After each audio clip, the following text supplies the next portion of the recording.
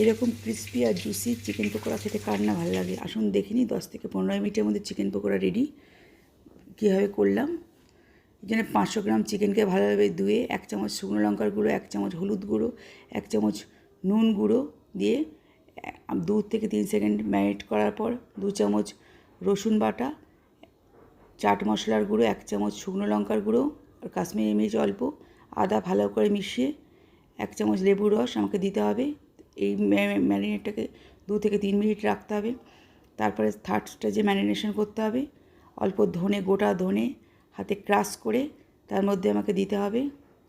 চিকেনটার মধ্যে অল্প গোটা ধনে দিলাম, তারপরে দিলাম একটা আজওয়াইন, তারপরে দিলাম টক দই 2 চামচ, 1 চামচ কর্নফ্লাওয়ার, 1 চামচ বেসন, একটা ডিম অপশনাল। ভালো করে মিশিয়ে নুন আমি আগেই দিয়ে রেখেছি।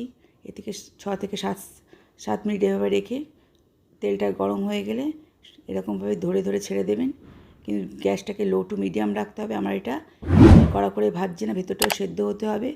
এভাবে উল্টো পিঠে ভেজে ভাজা যখন হয়ে যাবে, ব্রাউন হয়ে যাবে, তখন আস্তে আস্তে করে একটা করে চিকেন পকোড়া তেল ঝরিয়ে তুলতে হবে।